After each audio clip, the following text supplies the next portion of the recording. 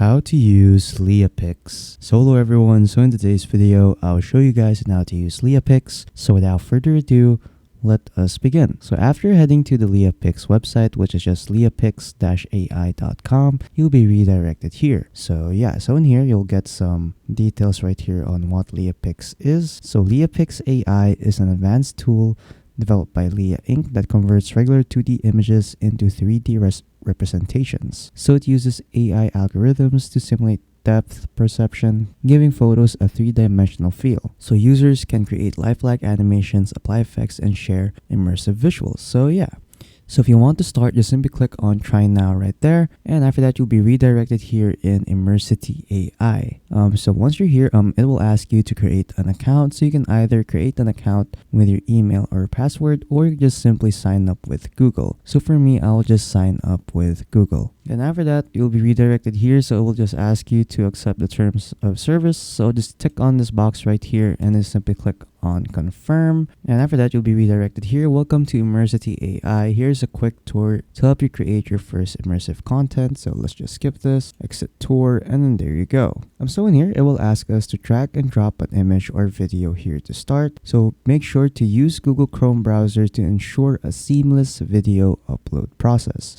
So let's just look for an image that we would want to upload in here. So as an example, I'll just use this image over here, this image of a bird. So I'll just drag this onto Google Chrome, just drop it there. But whoops, it says that file is unsupported, so file exceeds the limit. So make sure when uploading files, you should upload a file under 20 MB. Okay, so I'll just upload this other file right there, upload it, and then there you go. It is now starting to process that image. So just wait for it to finish. And then after that, you'll be redirected here. So as you can see that it is currently in a 3D motion right now. So it is currently on a loop. So in the right side over here, we can get to fix some settings right here with the photo. So in here, we can set the animation style. So you can set the animation style into a loop or reverse. So just tick these boxes right there. So there you go. What you can also do is change the perspective of the image right here. So you can set it to vertical.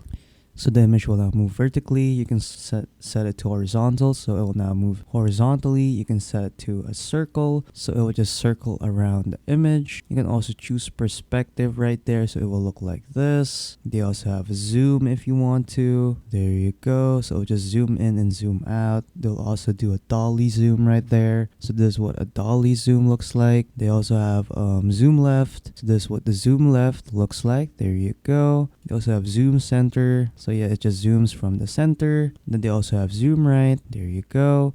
And then what you can also do is set some custom animations right here when you click on custom. So in here you can set up the settings right here.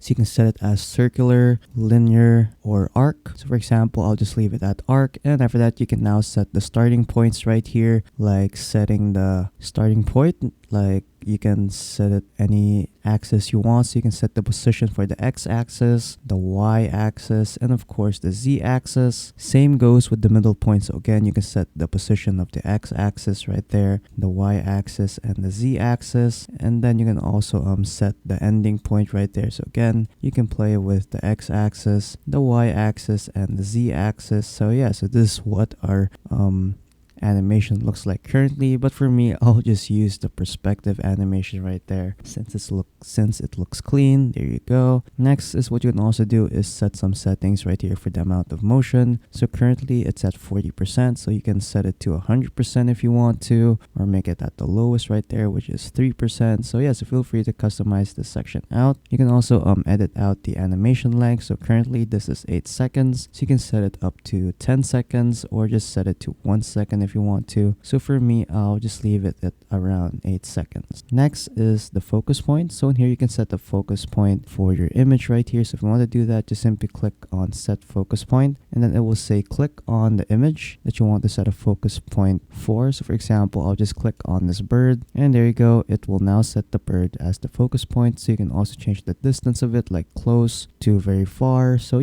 feel free to customize this section out. Next is you have image dilation. So in here, you can change the settings for image dilation. So currently it's at 40%, so you can set it up to 100% if you want to, or you can set it up to 5%, or 0%. So yes, feel free to customize this section out, but for me, I'll just leave it at 40%. And then next is we have depth map. So when I click on this, we'll be redirected here. So how to zoom in/out. You can now zoom in and out in depth map edit for a more detailed drawing tool. So simply use your cursor to point where you want to zoom in or out and then scroll up or down. So yeah, so just simply click on somewhere that you want to zoom in and zoom out. You can also, in the right side, you can also set the depth right here. So you can set it to far or near. You can also set the size right here if you want to. So you can set it to small or large. You can change the hardness as well, the opacity. You can also replace the depth map or restore the depth map. And then what you can also do is like pick a brush value to paint with, or paint at the same value as your start point. So yeah, so feel free to customize this section out. And then here you also get to use the overlay if you want to. You also get to see a preview if you want to. You can also undo and redo your changes right there. So yes, feel free to export this section out. But for me, I'll just discard these changes, and then there you go. So currently this is just 3D motion. We also have 3D image settings right here. So in here you can change the style right here. So you can set it to parallel, cross-eyed, or an anaglyph. So yeah, but for me, I'll just leave it at parallel. There you go. You can also change the amount of depth if you want to. So you can set it between 0 and 100. But for me, I'll just leave it at 40. Again, you can also set focus points right here. Again, just click on set focus point, and then just click a part of the image and where you want to set a focus point for. So again, for me, I'll just click on the bird, and then there you go. We have now set a focus point. And then after that, you can also change the image dilation settings, and of course the depth map settings. So yeah, so feel free to explore this section out. And then what you can also do is reset it. So if you want to reset everything right there, just simply click on reset, and then everything will now be reset it. So yeah, so once you're done customizing your image right here, if you want to export it, just simply click on export right there. And after that, it will ask you to choose your export format. You can choose it into MP4 3D motion, a GIF 3D motion, a PNG depth map, Apple Music album motion, but this requires a 1x1 image and looped animation. So yeah, and then for me, I'll just leave it at MP4. And then once you're done, just simply click on next. And after that, it will ask you for the export size right here. So you can set it to limited of 590 by 392. But if you want to export in a higher quality, you will need to upgrade to the Pro plan.